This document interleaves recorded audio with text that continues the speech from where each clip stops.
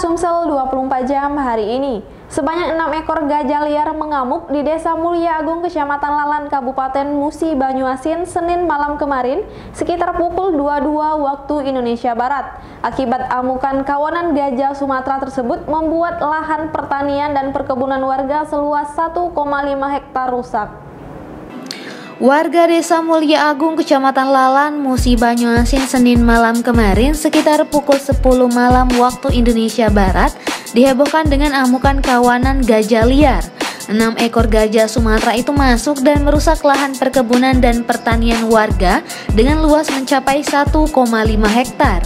Warga lantas berusaha menghalau gajah liar itu keluar dari lahan kebun dengan cara tradisional, yakni menggunakan obor. Kapolres Muba AKBP Erlintang Jaya melalui Kapolsek Lalan, Ibtu Nazarudin Bahar mengatakan kawanan gajah liar itu merusak dan memakan tanaman padi dan kelapa sawit milik warga. Sekarang kami berada di TKP yang tadi malam didatangi oleh serombongan gajah.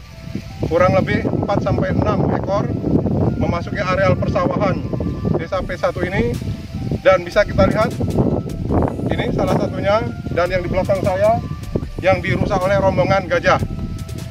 Jadi alhamdulillah malam tadi juga warga setempat dengan rombongan juga mengusir gajah tersebut dengan obor atau oncor, sehingga gajah lari ke arah seberang sana menuju Desa P10. Untuk sementara, kata Nazar, warga masih berjaga-jaga agar kawanan gajah tersebut tidak masuk kembali ke lahan pertanian dan perkebunan. Reporter Firdaus, palpres.com. Pemirsa, isu korupsi di Kabupaten Muara Enim masih menjadi sorotan tajam bagi aparat penegak hukum. Jika sebelumnya KPK telah menetapkan tersangka dan menahan Bupati Juarsa, menyusul koleganya yang sudah berstatus terpidana Ahmad Yani terkait kasus suap proyek Dinas PUPR. Giliran Kejaksaan setempat menetapkan 3 orang tersangka atas dugaan penyelewengan proyek rehab jalan cor beton di Desa Harapan Jaya, Kecamatan Muara Enim. Setelah menjalani pemeriksaan selama 7 jam, Kamis akhir pekan kemarin, HS dan AS keluar dari ruang tim penyidik pidana khusus Kejaksaan Negeri Muara Enim mengenakan rompi pink bertuliskan tahanan tindak pidana khusus. Keduanya mendapat pengawalan ketat menuju mobil tahanan untuk selanjutnya dititipkan di Lapas Kelas 2 Muara Enim. Kepala Kejaksaan Negeri Muara Enim, Mernawati, kepada wartawan menyebutkan pihaknya resmi menahan tersangka HS selaku PPK Pekerjaan Dinas PUPR dan AS selaku pelaksana lapangan. Dari hasil pemeriksaan, pengumpulan alat bukti dan hasil perhitungan ahli, terdapat selisih volume pekerjaan di peningkatan jalan cor beton yang berujung timbulnya kerugian negara sebesar 418 juta rupiah lebih. Mernawati menambahkan, untuk seorang tersangka lagi yakni AB selaku penyedia vendor berhalangan hadir, sehingga pihak kejaksaan bakal melakukan pemanggilan ulang. Apabila hingga panggilan ketiga tersangka AB belum juga hadir, maka kata Mernawati pihaknya bakal berkoordinasi dengan kepolisian untuk melakukan penjemputan secara paksa. Untuk ketiga tersangka ini, sambung Mernawati, dikenakan pasal 2 dan 3 Undang-Undang Tindak Pidana Korupsi dengan ancaman hukuman maksimal 20 tahun penjara. Bahwa dilakukannya penahanan terhadap tersangka yaitu HSB selaku PPK dan AS selaku pelaksana lapangan.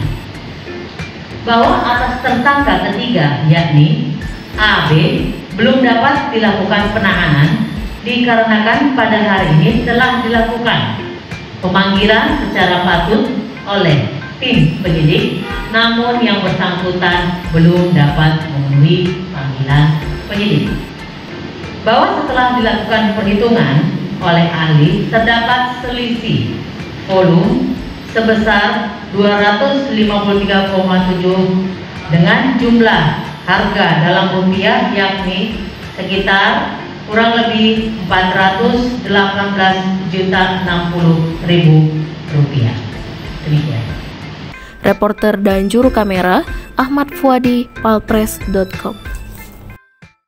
Saat ini telah hadir kawasan kawasan wisata baru di Belitang, Kabupaten Oku Timur, memanfaatkan talut irigasi yang telah direhab dan dibersihkan dengan dana bantuan gubernur, serta dilengkapi sejumlah fasilitas kawasan wisata tersebut selain menarik minat warga untuk berkreasi dan juga mampu membangkitkan perekonomian masyarakat.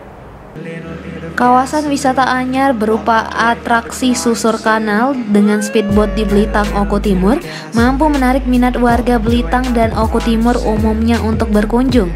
Hanya dengan membayar Rp10.000, masyarakat bisa ikut wisata susur kanal sepanjang 900 meter. Tak hanya itu, suasana kawasan wisata itu kian meriah dengan hadirnya hiburan anak-anak di pinggiran tanggul dan juga hiburan dari masyarakat berupa robot. Belum lagi penjual makanan dan minuman yang tampak berderet di sepanjang kanal. Menurut Joko Supriyanto, tokoh masyarakat Belitang yang berperan dalam hadirnya kawasan wisata anyar di Belitang tersebut, apa yang dia lakukan tak lain untuk membantu menumbuhkan dan membangkitkan ekonomi yang berbasis pada kerakyatan.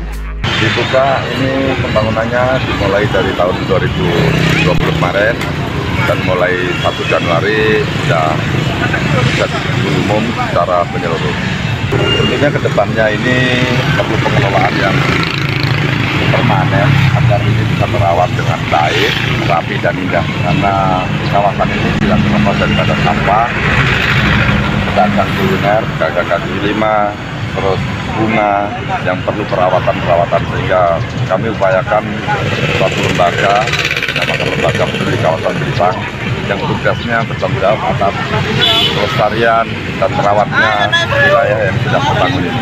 Sedangkan salah satu warga Belitang mengaku senang dengan hadirnya kawasan wisata baru yang dikelola Lembaga Peduli Kawasan Belitang tersebut.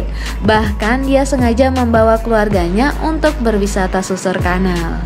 Dengan adanya pariwisata di Belitang ini, asik lah Pak, menikmati. Terus bawa siapa aja nih, Bu? Bawa keluarga, bawa anak, bawa cucu. Kenapa harus milih hari Senin, Mbak? Nggak hari Sabtu, Minggu, hari libur? Sempetnya Mas, sempetnya. Reporter dan juru kamera Arman Jaya, palfres.com. Berita terakhir Sumsel 24 jam hari ini.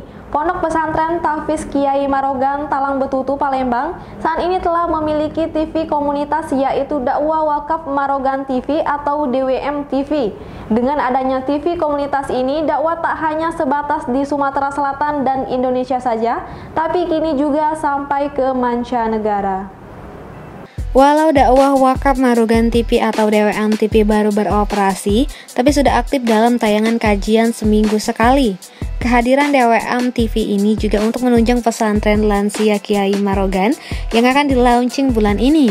Menurut Mudir PPL Husnul Khotimah Kiai Marogan, Ustadz Haji Masagus Ahmad Fauzan SQ, walau DWM TV baru beroperasi, namun setiap dakwah yang ditayangkan juga diikuti komunitas lansia dari 11 negara tetangga selain Indonesia. Ini sebenarnya baru perdana program ini kan, kajian seminggu sekali.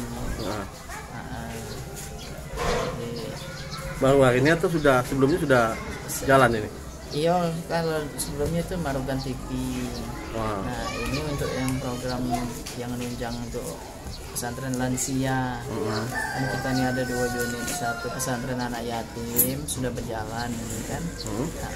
Sudah di area ini ada sekitar 100 anak-anak mondok di sini. Nah, rencananya ini di bulan Februari ini mulai launching untuk pesantren lansia Kiai Marogan.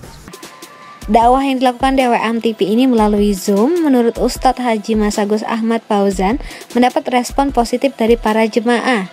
Apalagi dalam kondisi pandemi COVID-19, kehadiran dakwah DWM TV via Zoom sangat membantu para peserta.